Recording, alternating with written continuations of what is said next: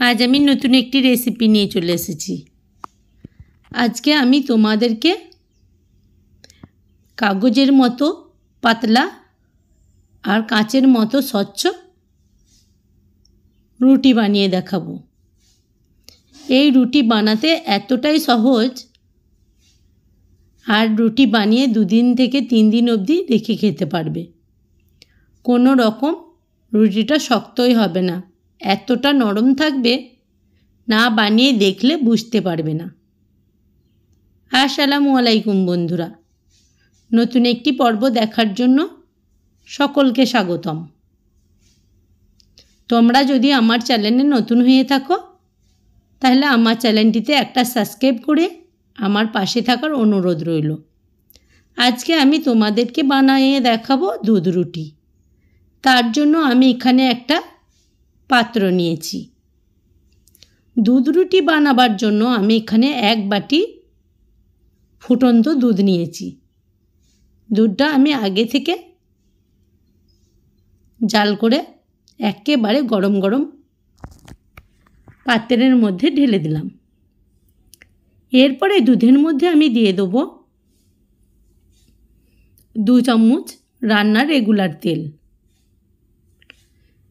আর অতি অবশ্যই তেলটা যেন দিও।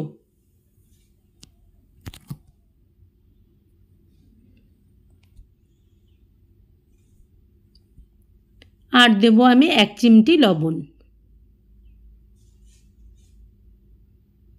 একটা চামচের সাহায্যে ভালো করে তেল, নুন আর দুধটাকে মেশাতে হবে, যেন পুরোপুরি দুধের সঙ্গে তেলটা ভালোভাবে মিশে যায়।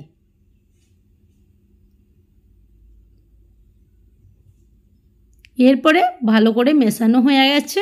আমি নিয়ে নেব যে বাটির মাপে নিয়েছি দুধ, ওই বাটির মাপ করেই নেব আমি 2 বাটি ময়দা। ময়দার পরিবর্তে তোমরা আটা দিয়েও বানিয়ে নিতে পারো। ময়দা দিয়ে বানালে রুটিটা দেখতে কিন্তু খুব সুন্দর হয়, তাই আমি ময়দা দিয়ে বানিয়েই দেখাচ্ছি। এটাকে তোমরা দুধ রুটিও বলতে পারো বা রুমালি রুটিও বলতে পারো। এরপরে খুবই গরম আছে দুধটা, ওই জন্য আটাটা আমি একটু চামচ দিয়ে মেখে নিচ্ছি। চামচ দিয়ে মাখা হয়ে গেলে হাত দিয়ে আমি ভালো করে মেখে একটা ডো তৈরি করে নেব। আর 1 বাটি দুধের জন্য 2 বাটি ময়দা লাগবে, তাহলে পুরোপুরি ঠিক একটা ডো পরিণত হবে। ডোটা আমি ভালো করে মেখে নিয়েছি, আর কতটা মসৃণভাবে মাখা হয়েছে তোমরা সেটাও দেখতে পাচ্ছ ভিডিওতে। এরপরে আটা ছড়িয়ে ছড়িয়ে আমি একটা রুটি বেলে নেব পুরো ডোটাকে নিয়ে।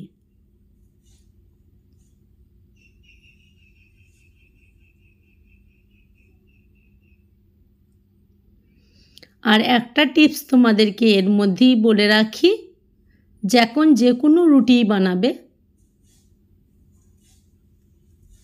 2 থেকে 3 চামচের মতো দিয়ে দিবে গরুর দুধ।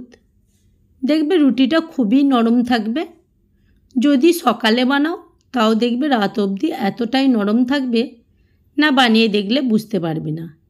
এরপরে আমি দেখিয়ে দিলাম রুটিটা কেমনভাবে আমি বেলে নিয়েছি। খুব মোটাও নয়, খুব পাতলাও নয়। এরপরে নিয়েছি আমি ছোট্ট একটা টিফিনের মুখ দিয়ে আমি কেটে নেব। তোমরা চাইলে গ্লাসের সাহায্যেও কেটে নিতে পারো বা কুকি কাটা দিয়েও কেটে নিতে পারো। আর কতটা মোটা করে বেলেছি বা কেটে নিয়েছি সেটাও আমি তোমাদেরকে খুব সহজ করেই দেখিয়ে দিলাম। এরপরে প্রত্যেকটা একইভাবেই বেলে কেটে নিয়েছি।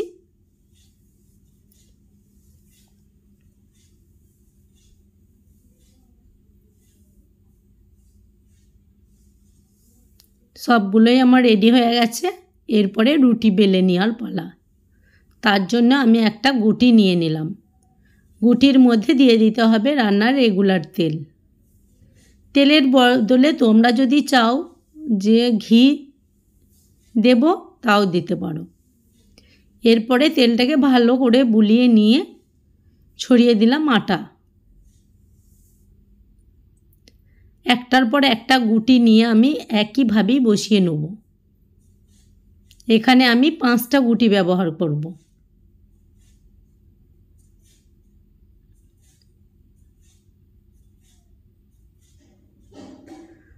কোনো রকম ঝামেলা ছাড়াই কত সহজ পদ্ধতিতে রুটিগুলো আমি বানিয়ে তোমাদেরকে দেখাচ্ছি, সেটা দেখলে বুঝতেই পারবে।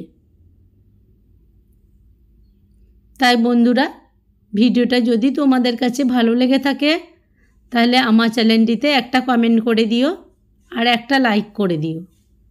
একটা লাইক করে দিলে ভিডিও করার আগ্রহটা বেড়ে যায়। এরপরে আমার 5টা গুটি আমি একটার পর একটা দিয়ে রুটিগুলোকে বেলে নেব।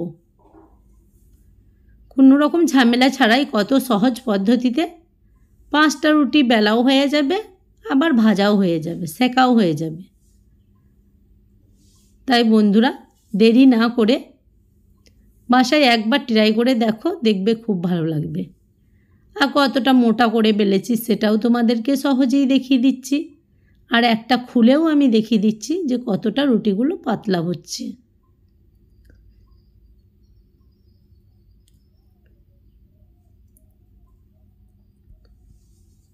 এরপরে একটা প্লেটের মধ্যে আমি রেখে দিচ্ছি বেলে। এরপর ওভেনের মধ্যে একটা কড়াই বসিয়ে দিয়েছি, কড়াই আমি দিয়ে দিচ্ছি রুটি। কড়াইটা যখন হালকা গরম হবে তখন দিয়ে দিতে হবে রুটিটা। আর রুটিটা দেওয়ার পর একেবারে হালকা আঁচে রুটিগুলোকে ভাজতে হবে, নাহলে পুড়ে যেতে পারে। যখন দেখবে যে একটা পিঠ হালকা এঁটে গেছে তখন উল্টিয়ে দিতে হবে।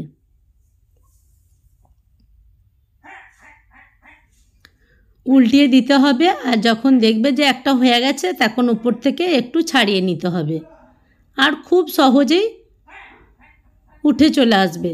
সেটাও তোমরা বুঝতে পারছো। এই দেখো, একটার পর একটা খুব সহজেই উঠে চলে এসেছে। আর রুটিগুলো আমার খুব সহজেই বেলা হয়ে গেছে, কোনো রকম ঝামেলা ছাড়াই সেকা হয়ে গেছে। তাই আমি তোমাদেরকে একটু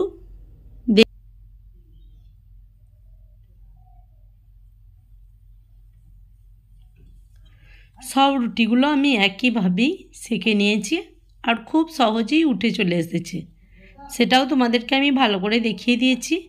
তা বন্ধুরা, দেরি না করে ঝটপট বাসায় বানিয়ে দেখো। আর যদি ভালো লাগে তাহলে আমাকে একটা কমেন্ট করে জানিও।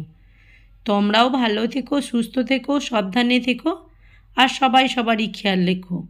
খুব শিগগিরই দেখা হবে পরের একটি রেসিপি নিয়ে। আসসালামু আলাইকুম বন্ধুরা।